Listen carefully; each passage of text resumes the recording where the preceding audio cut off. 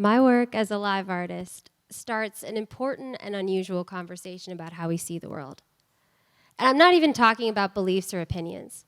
I'm talking about actual sensory perception, like the goosebumps you get when you hear a 3-part harmony, or the color you associate with a saxophone, or the feeling you get in your body when you hear a bass line. I'm talking about synesthesia, the experience of having multiple senses activated at the same time.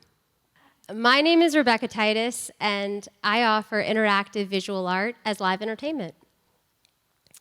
Any dynamic public space, from a cafe to a concert venue, or a party or a festival, can hire me to show up and improvise a piece of art that is influenced by the exact time and place and atmosphere. My vibe as an entertainer could be described as Bob Ross meets Topanga from Boy Meets World. in the sense that, like Bob Ross, I love to invite people into my creative practice in a way that is pleasant and engaging. And like Topanga, I love to learn and then to share my knowledge with others in a very excitable, enthusiastic way. So I pull all this together, I make synesthetic art. What does that look like? I drew this early in 2020 at the Frist Art Museum.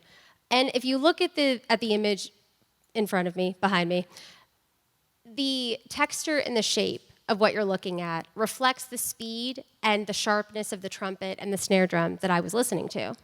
Whereas here, you're looking at A Sentimental Feeling by Duke Ellington. So this is a more open, smooth, elegant shape. It has a kind of sweetness to it. If I'd been working in color, it would have been blue and purple with accents of gold. And this is what a half hour of Sienna Rouse's poetry felt like to me.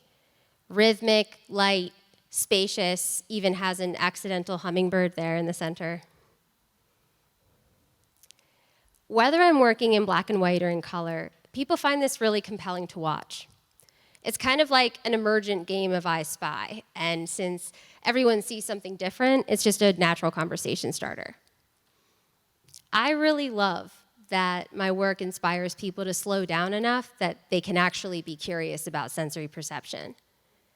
Every time that I do this in public, someone will come up and tell me what they see in my work or ask a question about my process, and that's when my inner Topanga can come out and talk about synesthesia and give them some resources if they're curious. In order to bring this magical experience to life, I need the support of venues and event planners in Nashville. In addition to traditional gigs, I'm especially interested in short-term residencies at the same place where I can return and be making art around the same patrons, because I really like to establish rapport. I feel like the relationship is a part of it. In addition, I'm also asking for $1,200 to invest in a videographer, because other than real life, film is just the best medium to capture the full experience of what I'm trying to do.